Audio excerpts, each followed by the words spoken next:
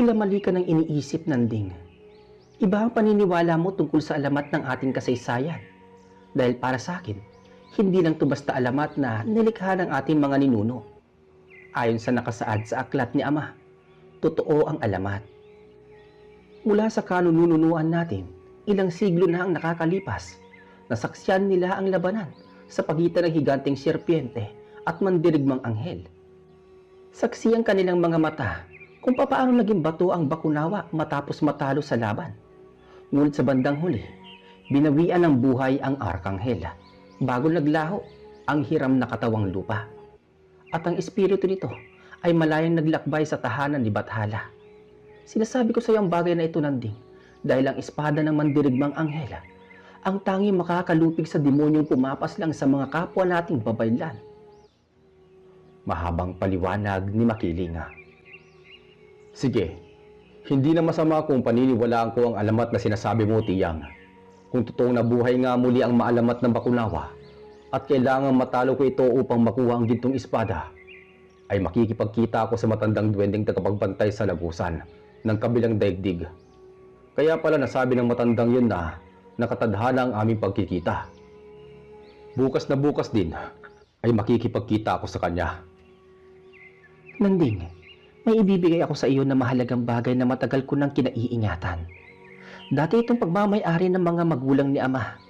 Makakatulong ang bagay na ito kung paano mo mahanap ang albaynong ahas.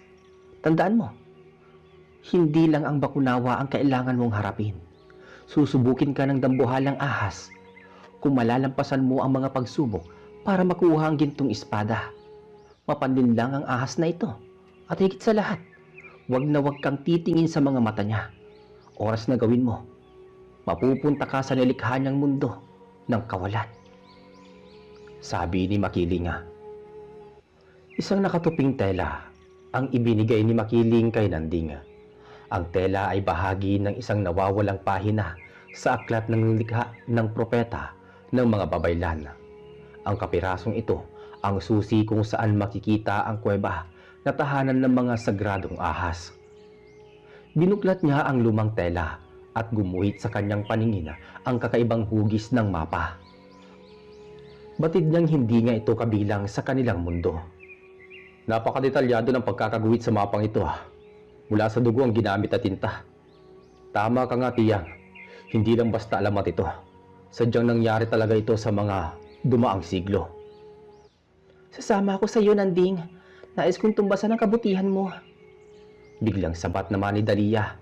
Pinabulaanan naman ni Makiling na hindi maaaring sumama ang dalaga. Tanging may dugong babaylan lamang ang katanggap-tanggap na pumasok sa kabilang daigdig. Kinabukasan nakahanda na si Nanding sa panibagong misyon. Isang imposibleng misyon na kailangan niyang malampasan.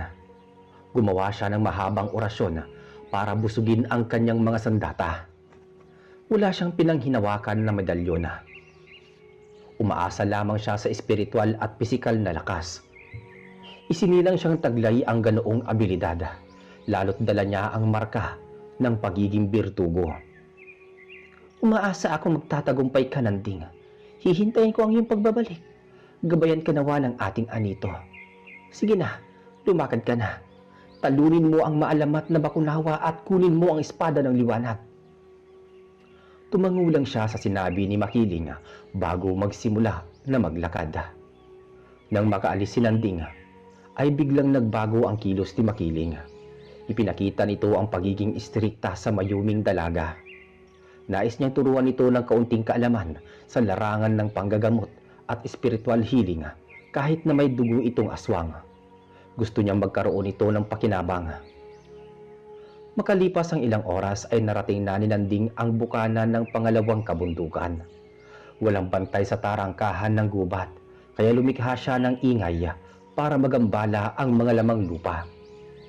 Tanda, nasaan ka? Magpakita ka ngayon sa akin. Sigaw niya. Ako ba ang hinahanap mo? Tila yata interesado kang makita ko. Marahil, may hihingin kang malaking pabor. Tama ba ako? Makisig naman dirigma? Pero kung ganyan ka makitungo sa akin, maaari tagyan kita sa hihilingin mong pabor. Ilang beses ko na rin narinig ang tawag mo. At tinatawag mo kong tanda. Hayaan Hayaan mo. Ipapakilala ko ang aking sarili. Ako naman si Kislap, ang dakilang bantay sa kabundukang ito. Bungad na wika ng matandang duwende na bigla na lang sumulpot sa ere. May kakayahang palutangin ang sarili. Hindi na ako magpapaligoy-ligoy pa, tanda. O ano pa man ang pangalan mo, Kislap. Patid kong nababasa mo ang aking diwa. Maaari mo ba akong tulungan na makapasok sa kabilang daigdig? Hawak mo ang susi ng lagusan. Magagawa mo ba yun para sa akin? At bakit naman kita tutulungan? Wala pa nga tayong kasunduan. Ang pabor na hihilingin mo ay merong kapalit. Malaking bagay ang hinihingi mo, kaya malaki rin ang kabayaran nito. Kasunduan? At ano naman ang hinihingi mong kapalit? Dahil malaking pabor ang kailangan kong tuparin, dapat bayaran mo rin ako ng isang pabor na kailangan mong gawin. Ito ang magsisilbi nating kasunduan. Bakit hindi mo pa ako diretsuhin, tanda? Ano ba talaga ang nais mong kapalit? Sige, sasabihin ko. Kaya makinig kang mabuti, binata. Oras na hindi ka magtagumpay sa gagawin mo, ay hindi ka na makakabalik sa mundong ito. Habang buhay kang mabibilanggo, pati ang kaluluwa mo, kung saan ka binawian ng buhay. Marami ng mandirigma ang sumubok na kunin ang espada, ngunit hindi sila nagtagumpay. Namatay silang lahat sa kamay ng bakunawa. At kung magtagumpay ka man, ay kailangan mong ibigay sa akin ang mga mata ng albaynong ahas. Iyan ang ating kasunduan. Ang ibig mo bang sabihin, tanda, kailangan kong paslangin ng bantay sa loob ng kuweba? Oo, kailangan mo siyang patayin para makuha ang kanyang mga mata. Kung magagawa mo yan, mapapasa iyo ang gintong espada. Sige, gagawin ko yan, kung yan ang gusto mo. Ngayon nagkasundo na tayo, buksan mo na ang lagusan. Marami na ang nasayang na oras. Kailangan ko na magmadali. Gawin mo na, tanda. Isang baston na gawa sa ginto ang lumitaw sa kamay ni Kislap. Gumawa siya ng magic spell para ipaikot ng 3 ulit ang mahiwagang baston, kasabay ng pagbukas ng lagusan. Naramdaman naman ni Nanding ang napakalakas na aura, katumbas nito ang presensya ng isang makapangyarihang bathala. Ano pang hinihintay mo? Pumasok ka na habang hindi pa nagsasara ang lagusan. Ilang minuto lang ang itatagal nito. Dadalhin ka nitong liwanag sa lugar na hinahanap mo. Wika ng matandang duwende. Huminga muna ng malalim si Nanding bago kainin ng liwanag. Tanging puting tanglaw lang ang nakikita niya habang hinahatak ng malakas na puwersa. Sa isang iglap ay iniluwa siya sa gitna ng misteryosong kagubatan. Hindi ordinaryo ang mga nabubuhay sa paligid. Ang mga puno ay matatayog na tila parang mga higante. Maging ang mga ibon ay 10 beses na mas malaki sa pangkaraniwang hayop. Narinig din niya ang malakas na lagaslas ng tubig. Maliban sa mga nilalang na lumilipad sa himpapawid, ay hindi rin pangkaraniwan ang laki ng mga kakaibang insekto. Makulay ang daigdig, ngunit lubhang mapanganib. Binuklat niya ang mapa at mariing pinagmasdan. Hawig na hawig nito ang lugar kung saan siya nakatayo. Malakas ang kutob niya na nasa malawak siyang isla batay sa nakaguhit sa hawak niya. Nang makumpirma na tugma ang lugar sa larawan, ay nagsimula na siyang maglakbay. Sa hindi malamang dahilan, ay bigla siyang napatigil. Itinago ang hawak na tela at mabilis na hinugot ang espada. Alam niyang may paparating na panganib. Naramdaman niya ang presensya ng kalaban. Dahil sa pambihira niyang pandama, ay agad niyang iwinasiwas sa hangin ang armas sa bandang likuran. Sa puntong ito, bumao ng talim at ng palakula sa bungo ng maliit na nilalang na may sukat na 70 pulgada. Matatalas sa mga pinong ngipin. Mahaba ang mga tenga at may dila. May maiksing buntot at mahaba ang kamay na sintalas ng patalim ang mga kuko. Kagad naman niyang natukoy kung anong klase itong nilalang. Dumating sa punto na nagsilabasan ang mga kasamahan nito. Nagkalat sa buong paligid. Mga goblin, paano nangyari to? Bulalas na wika ni Nanding. Hindi marunong magsalita ang mga nilalang. Tumatangis lang sila, maliliit ngunit mapanganib. Likas sa kanila ang pagiging maliksi at mahilig magtago sa ilalim ng lupa. Gayunpaman, Hindi siya nakaramdam ng pagkabahala. Alam niyang higit na mas malakas siya sa mga kalaban. Kung bilis lang ang pag-uusapan, ay may pagmamayabang siya. Dagdagan pa ng pambihirang pisikal na lakas. Nagsanay siya sa loob ng mahabang panahon. Lumaking berdugo, kaya hindi niya alam ang salitang takot. Dahil marami ang kalaban, ay hindi sapat ang hawak niyang palakol. Mabilis niyang kinuha sa ilalim ng setro ang mahabang latigo na gawa sa bulalakaw na siya mismo ang nagpandaya. Parehong may hawak na sandata ang magkabilaan niyang kamay. Handa na siyang labanan ng isang pulutong na kalaban na mahigit 50 ang bilang. Sa bagsik ng mga goblin ay sabay-sabay nilang sinalakay si Nanding, ngunit hindi siya nagpatinag. Sa bawat haribas niya ng palakol at hagupit ng latigo, ay isa-isang nagkandamatay-matay ang mga ito. Walang sino man ang makakaligtas sa hagupit ng kanyang sandata. Saklaw ito ng birtud at busog sa orasyon, kaya madali lang malupig ang kalaban. Nagkalat ang putol-putol na bahagi ng katawan ng mga kalaban. May mga naputulan din ang ulo. Nagtilamsika ng itim na likido sa buong paligid. Gayunpaman, marami pa rin ang natirang buhay na handa siyang pabagsakin bago gawin panlaman sa kanilang tiyan. Likas sa mga goblin ang pagkauhaw sa dugo. Pangunahin nilang pagkain ay mga lambana. Kinatatakutan sila ng ibang elemento. Sa gitna ng madugong labanan, ay biglang nagtangis ng malakas ang isang goblin. Animoy tila nagtatawag ng kakampi. Matapos umalingaw-ngaw ang kakaibang tunog, ay panibagong hukbo ng mga nilalang ang dumating.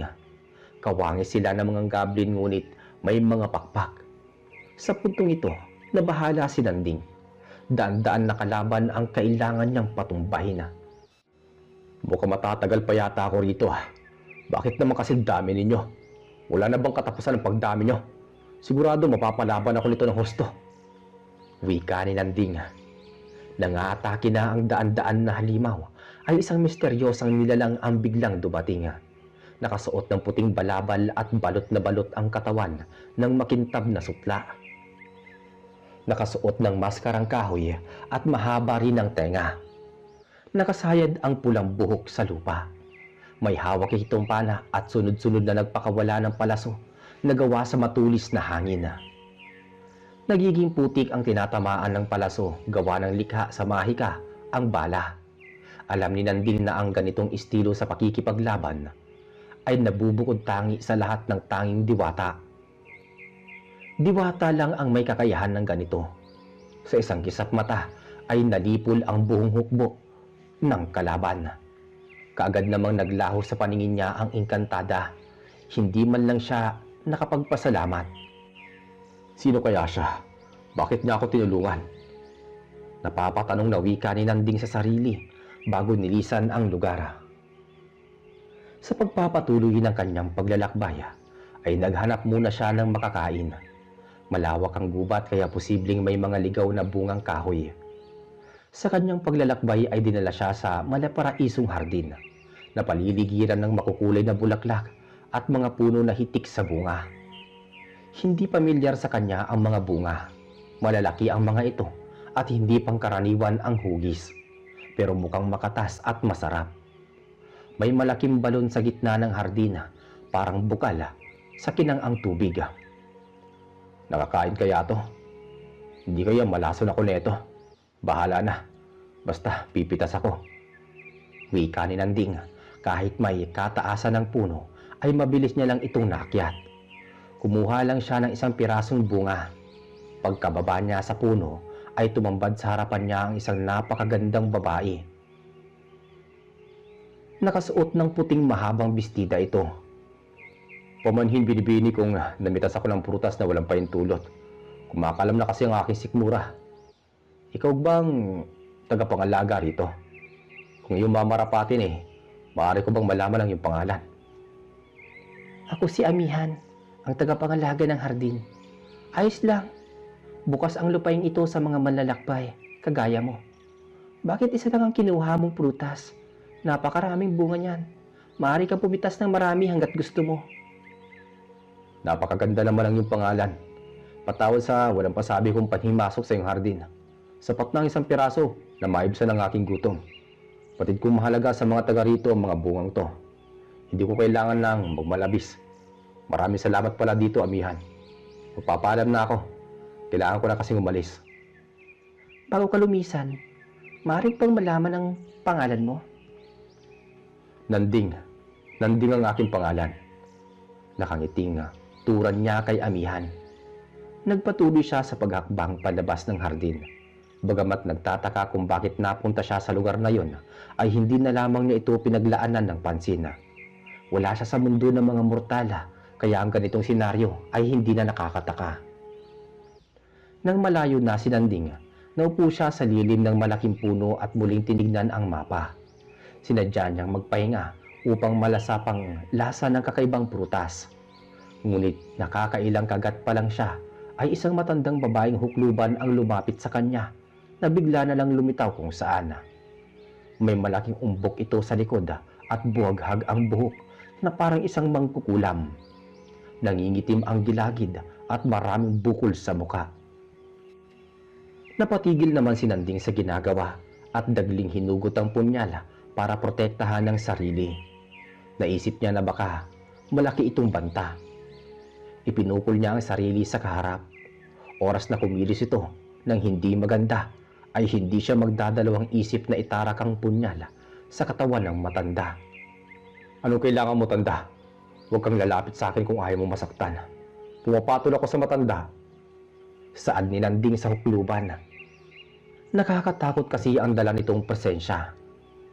Ginoo, ilang araw na akong hindi kumakain. Gutom na ako. Tuyo na rin ang aking lalamunan. Maaari bang akin na lang yung prutas mo? Sagot naman ng matanda. Naawa naman dito si Nanding. Kahit gusto niya ang prutas, ay ibinigay na lamang niya ito sa matanda. Pati ang natitira niyang baon na tubig ay banayad niyang ibinahagi. Nakita niya kung gaano ito kagutom. Iniwan niya ang matanda habang kumakain. Wala nang dahilan upang manatili pa sa ilalim ng puno. Maraming salamat dito, dayuhang manlalakbay. Hanggang sa muli nating pagkikita. Pasigaw na wika ng matanda. Nangangisi itong nakalitaw ang nabubulok na mga ngipin. Hindi na lang ito pinansin ni Nanding. Subalit napapatanong siya kung bakit nasabi ng hukluban na muling magtatagpo ang kanilang landas. Pagkalabas niya sa makapal na gubat ay bumungad sa kanya ang higanting kambal na talon. Dumadaluyong ang malakas na tubig pababa sa malapad na batis. Naglalakihan ang mga bato. Nagsisitaluran pa ang mga dambuhalang isda na may makikintab na kaliskis. Sa puntong ito, nagsimula na siyang magduda na parang pinaglalaroan siya ng sinumang makapangyarihang nilalang. Nagbubulumihanan siya kung bakit bigla na lamang nagbabago ang paligid. Pati ang temperatura ng paligid ay paiba-iba. Animoy tumatago siya sa magkabilang daanan na kakaiba na hindi niya napapansin. Nang tignan niya ang mapa, ay biglang gumuhit ang tila nasasabik ng ngiti. Malapit na siya sa pinamumugaran ng maalamat na bakunawa. Nagtatagpo ang dulo ng batis at karagatan at malapit sa tabing dagat ang yungib ng albinong ahas kung saan nakabaon ang gintong espada ng arkanghel. Ngunit bago siya makatawid sa kabilang dako, ay isang tinig ng babae ang humihingi ng tulong. Sinundan niya ang malakas na sigaw sa paanan malapit sa daluyong ng tubig sa talon. Isang dambuhalang sirena ang gumuhit sa kanyang paningin. Naipit ang buntot nito sa malaking tipak na bato at may nakaharang na malaking torso ng puno. Hindi siya nagdalawang isip na tulungan ito. Ibinuhos niya ang buong makakaya niya na matibag ang nakaharang na naipit na buntot ng sirena. Gamit ang bisikal na lakas at tulong ng sandata niyang palakola ay isang nilalang ang matagumpay niyang naligtas. Inligtas mo ang aking buhay, dakilang manlalakbay. Tanggapin mo itong aking handog bilang pasasalamat. Nabubukod tanging kaliskis mula sa sarili kong katawan. Gagabayan ka neto sa landas ng iyong tatahagin. Sabi ng dambuhalang sirena. Malugod namang tinanggap ni Nanding ang gantimpala at muling nagpatuloy sa paglalakbay. Determinado na siyang harapin ang malaking pagsubok na maaaring humantong sa kamatayan. Sa magkasunod na nangyari ay may mga bagay na siyang lubos na nauunawaan. Pagkatawid niya sa kabilang pampang, sinundan niya ang daloy ng tubig. Masigasig na paghakbang habang palingalinga sa paligid bago igawi ang tingin sa hawak na bagay na magtuturo ng daan. Makalipas pa ang ilang sandali ay natanaw niya na ang malawak at kalmadong karagatan na tila walang nagbabadyang sakuna. Tahimik ang sapin ng dagat at maaliwalas ang bughaw na langit. Iginala niya ang paningin at sa wakas na sulyapan niya na ang malaking bunganga ng kuweba sa kaliwang bahagi ng dalampasigan. Huminga muna siya ng malalim, sabay buga sa kawalan bago hinawakan ang sandata. Alam niyang hindi biro ang makakalaban. Nang makalapit siya sa may malaking butas, ay wala namang lumitaw na higanting nilalang mula sa karagatan para pigilan siya. Kaya nagtataka siya kung bakit iba ang naging takbo ng pangyayari. Ayon sa tinuran ni Makiling, ay biglang aahon ang bakunawa sa pinakailalim ng karagatan kung sino man ang magtatangkang lumapit sa kuweba. Sinamantala niya ang pagkakataon. Pinasok niya ang madilim na lagusan. Sapat na ang kaunting liwanag na nagbumula sa araw para maaninag ang daan. Nilakasan niya ang pandama sa paligid. May nararamdaman siyang malakas na puwersa na tila gumagapang. Sa bawat paggalaw ay may kasamang pagyanig. Nagpapatunay na may nanananahan na dambuhalang halimaw. Mahigpit ang pagkakahawak ni Nanding sa kanyang sandata sa bawat pagyakap. Anumang oras ay maaari siyang tumagilid sa laban. Hindi niya alam kung ano ang uri bang nilalang ang lilitaw. Ilang sandali pa ay may naaninag siyang tanglaw, nakakasilaw. Nakulay kahil na liwanag. At nang marating ang dulo ay sumilay sa paningin niya ang gintong espada. Nakabaon ang kalahati nito sa lupa, ngunit hindi ito madaling makuha. Napapalibutan ito ng mga makamandag na ahas. Isang pagkakamali lang ay kayang-kaya siyang lamunin na ng buhay. Dahil dumadaloy kay Nanding ang malakas na aura mula sa dugo ng babaylan, ay hindi ito nakaligtas sa mga dambuhalang ahas. Nabulabog ang tahimik nilang pagkahimlay at nagsimula ng maging agresibo. Damang-dama ni Nanding kung gaano kabagsik ang nakakapangilabot na pagkilos ng mga bantay. Gumagapang ang mga ito papalapit sa kanya. Ngunit may kapansin-pansin sa pagkilos ng mga ahas na biglang umagaw sa atensyon niya. Mabangis lang sa panlabas ang wangis nila, pero iba ang ipinapakita ng mga mata.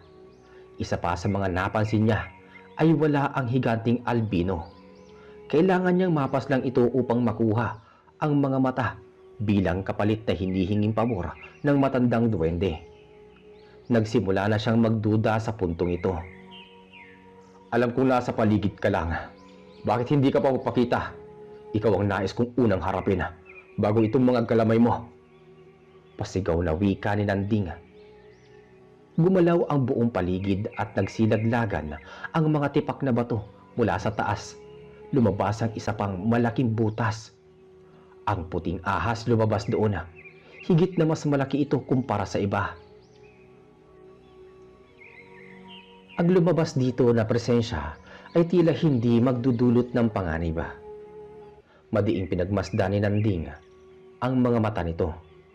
At napatunayan niya na isang kasinungalingan lamang ang mga sinasabi ni Nakislap at Makiling. Hindi siya napunta sa mundong likha ng kawalan. Alam kong hindi yan ang tunay mo, anyo. Hanggang kailan ka ba magpapanggap na subukan ako? Alam ko na ikaw ang misteryosang nilalang na tumutulong sa akin nung kinalaban ko ang mga goblin. Ang matandang hukluban sa gubat at ang sirena sa batis. At higit sa lahat, ang diwata sa hardin. Tama ba ako, amihan? Nasa ilalim ng kapangyarihan mo ang daigdig na ito. Ikaw mismo ang lumikha nito. Kaya ang mga nilalang na kinalaban ko kanina ay isa lamang ilusyon. Sinubukan mo lang ang kakayahan ko kung karapat-dapat ba akong magmay-ari ng gintong espada. Namangha ang dambuhalang nilalang sa mga sinabi ni Nanding, kung kaya't iwinaksi niya ang tunay niyang anyo. Ang isang iganting ahas ay naging ganap na diwata na walang iba, kundi si Amihan. Nakapasa ang binata sa kanyang mga pagsubok. Pinahanga mo ko sa iyong katalinuhan. Mahusay ka, Nanding. Nakapasa ka sa aking mga pagsubok. Ikaw ang bukog tangi mandirigma na may busilak na puso kahit na isa kang birdugo. Ngayon pinagkakaloob ko sa iyo ang gintong espada. Ikaw ang nararapat na magmay-ari nito.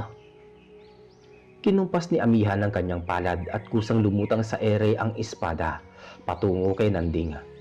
Nang mahawakan ni Nanding ang maalamat na espada, ay dumaloy sa kanyang mga kamay ang walang katumbas na kapangyarihan. Dinala siya sa mundo ng nakaraan at nakita ang totoong kaganapan. Nasaksihan niya kung papaano paslangin ng arkanghel ang nilalang na kumain sa buwan. Namatay nga sa huli ang mandirigmang anghel, ngunit ang hiram lang niyang katawan. Patuloy na nabubuhay ang kanyang espiritu sa kalangitan. Iniwan niya ang gintong espada para sa mga bagong tagapangalaga nito na magsisilbing tagapagtanggol ng Sansinukob. At ang Bakunawa ay hindi na muling nabuhay pa. Naging rebulto ito at nagsilbing higanteng bato. At ito nga ang higanteng kambal na talon.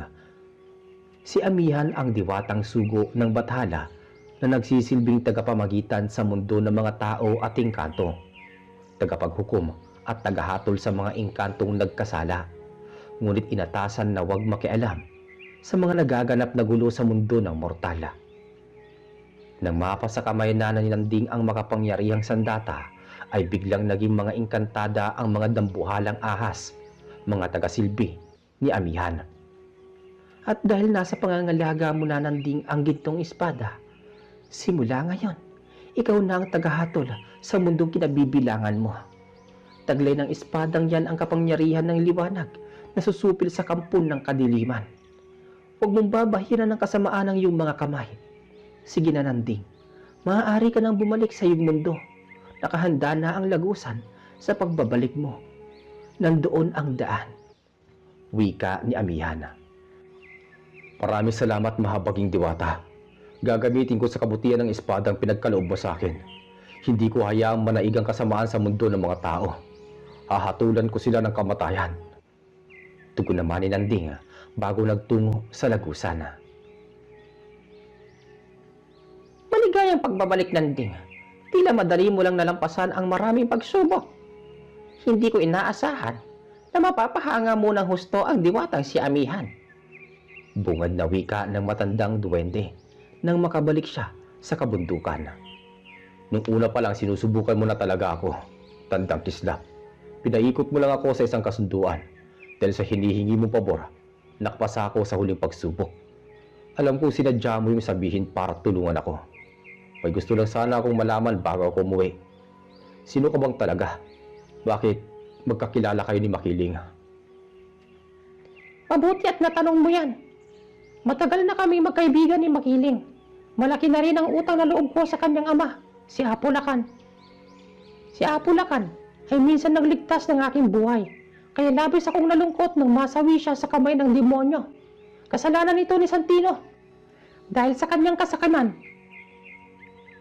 maraming nagbuwis ng buhay. Kaya, Nanding, murahin mo sa landas ang demonyong pumaslang sa mga kasamahan ninyong babaylan. Tanging gintong espada lamang na hawak mo ang makakapatay sa Diablo. Matagal mo na pala akong kilala. Pumahin kung naging malamig ako sa pakikitungo ko sa iyo. Huwag kang mag-alala, Tandang Kislap. Pag-iiganti ko ang pagkamatay ni Apulakan, pati ang pagkasawi ng buong taga-nayon. Ako mismo ang kikitig sa buhay ng Diablo. Hindi naman maipinta ang tuwa sa labi ni Makiling nang makabalik si Nanding bitbit ang tagumpay. Nagawa pang yakapin ng binata nang makalapit ito. Iyon ang unang pagkakataon na naging malambing ang ginang. Maging ang dalagang si Dalia ay nasasabik makita siya. 5 araw daw siyang nawala buhat nang magtungo siya sa kabilang daigdig na ikinagulat naman niya. Ano sabi mo, Tiyang? 5 araw akong nawala? Halos 1 araw lang akong nananatili doon. Akala mo lang yun, Nanding. Nakalimutan kong sabihin na walang gabi at Walang araw sa kabilang dimensyon. Hindi mo kailangang magpaliwanag pa na kung bakit ako nagsinungaling. Marahil nasabi na ito sa iyo ni Kislap. Maupo ka na sa pag at ipaghahanda kita na makakain. Sagot naman ni Makiling. Ako na lamang po siguro ang mag-aasikaso kay Nanding. Sabat naman ni Dalia. Ang mabuti pa, ituloy mo lang ang paggawa mo ng mga halamang gamot. Isaulo mo ang bawat sangkap. Ako na ang bahala kay Nanding. Sabi naman ni Makiling. Samantala Sa isang malawak na hawla ay maraming nagdurusang mga tao. Walang tigil sa pag-iyak ang mga bata at kababaihan. Ginagawa silang bihag at talipin ng mga halimaw. Ang mga kalalakihan naman ay ginagawang pagkain. Nagmula ang mga bilanggo sa magkabilang nayon. Dinukot sila matapos sakupin ang lugar. Sa isang mataas na trono nakaupo ang isang lalaking nakasuot ng abitong itim. Suot ang isang medalyon bilang tanda na isa itong babaylan na may mataas na posisyon. Sa likod niya, nakatayo ang isang malaking anino na may mahabang sungay. May malalapad na mga pakpak at mahaba ang patulis na buntot. Sa ibaba naman ng trono, nagninilay ang napakaraming halimaw. Nagbabaga ang kanilang mga mata at mahahaba ang mga kuko at ngipin.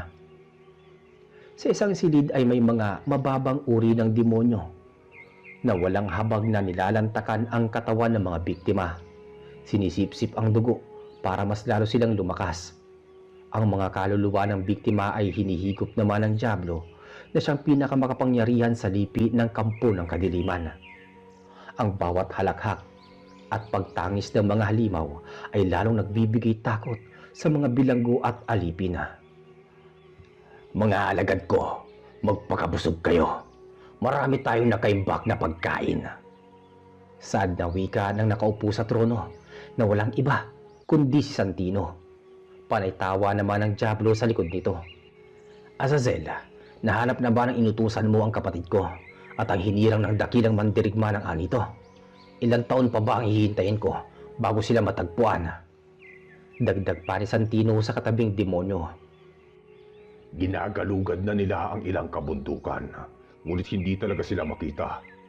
Ngunit kanina lang, may naramdaman akong hindi mapaliwanag na kapangyarihan mula sa malayo.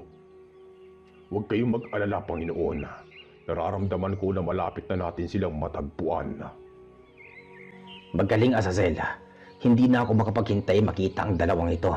Nasasabik na akong balatan ng buhay si Nanding. Hindi ko lubos maisip na iniligtas siya ni Makiling.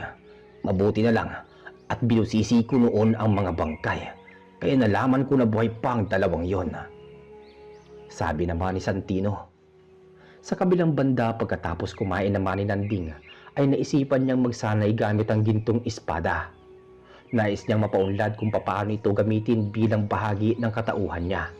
Susukatin niya ang lakas nito kung hanggang saan at kung makukontrol ba niya itong gamitin. Napakabigat ng espada lalo't gawa ito sa purong ginto. Dahil palagi niya itong hawak ay unti-unti siyang nasasanay. Gumagaan ito sa tuwing ginagamit niya sa paghampas sa hangin. Umiindayog pa ang mga puno sa lakas ng persa nito. Bagamat may nakatagong kakayahan pa ang gintong espada na dapat niyang matuklasan, pero hindi pa napapanahon upang magising ito. Sa buong maghapon ay inilaan na lamang ni Nanding ang sarili sa lugar ng sanayan mula nang siya'y bata pa. Isa sa mga dahilan kung bakit mahirap hagilapin ang tugatog ng banal na bundok dahil nababalutan ito ng malakas na mahika ni Makiling. May sagradong proteksyon ng mga engkantada at lamang lupa. At dahil malawak ang saklaw ng gintong espada, malaki ang posibilidad na matuntun sila ng mga kampo ni Santino. Hindi maiwasang magkaroon ng madugong labanan at maraming madadamay na puting engkanto. Masisira ang balanse ng tugatog na nagsisilbing tahanan ng mga mabubuting nilalang. Magdidilim na ang paligid nang makabalik naman sa tahanan itong si Nanding. Nakahanda na rin ang hapunan noon. May bago ka na bang natutunan gamit ang espadang yan? Handa ka na bang labanan ng demonyo? Kapag handa ka na, Nanding, tutungo tayo sa nayon. Ako ang haharap kay Santino. Sabi ni Makiling. Sa ngayon po wala pa, Tiyang. Kinakabisado ko pa ang paggamit nito. Pangkaraniwang pagsasanay lang ang ginagawa ko. Masyado kasing mabigat tong espada. Saka hindi mo na kailangan pang sumama sa akin, Tiyang. Dahil oras na magtuos kami ng demonyo, isasama ko na sa hukay si Santino. Hindi ako mapapayag na hindi ako sasama. Ang laban mo ay laban nating dalawa. Magkasama tayong harapin ng kalaban. Huwag mong maliitin ang kakayahan ko, Nanding. Baka nakakalimutan mo, Nanding, na ako ang nagturo kung paano ka lumaban. Alam ko po yun, Tiyang. Ang akin lang, ayoko madungisan ng dugo ang iyong mga kamay. Hindi ko hayaang humawak ng basura ang taong pinakamamahal ko. Tinuturing kitang tunay na ina, Tiyang. Kaya natatakot ako mawala ka. Gusto ko manatili ka ng buhay hanggat nabubuhay ako. Sabi naman ni Nanding. Tila masyado malalim na yata ang pinag-uusapan ninyong dalawa. Puro na lang labanan ang naririnig ko. Bakit hindi muna tayo kumain dito? Guro, Nanding, kaya na po kayo bago lumamig ang pagkain. Biglang sabat naman ni Dalia. Napatingin naman ang dalawa at pansamantalang nahinto ang usapan. Sa kailaliman naman ng gabi ay hindi makatulog si Nanding. May mga bagay na gumugulo sa kanyang isipan. Bumangon siya sa kama at nagtungo sa balkonahe para lumanghap ng hangin. Tumingala siya sa kalangitan at mariing pinagmasdan ang mga bituin. Sa ilalim naman ng hamog, malapit ang mga puno na naglalaro ang mga batang engkanto. Ang gabi ay nagsisilbing araw para sa kanila. Bakit hindi ka pa natutulog, Nanding? May bumabagabag ba sa iyong isipan? Pansin ko kanina ka pa nakatitig sa bituin. Wika ni Dalia, nagising pa rin sa diwa. Hindi ako makatulog eh. Ewan ko ba?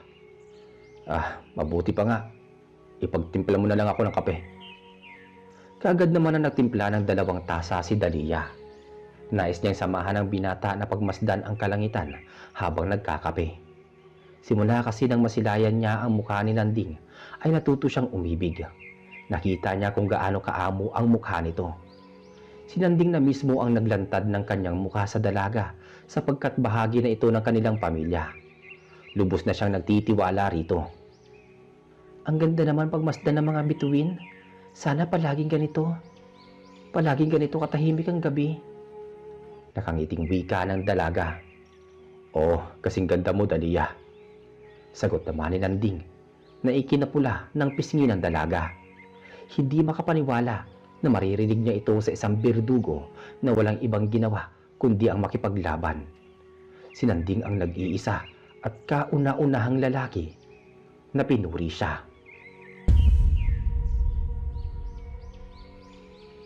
Dito po muna magtatapos ang ating part 2. Abangan po ninyo ang kasunod, part 3. Mas kapanapanabik yun. Maraming salamat. Hanggang sa muli.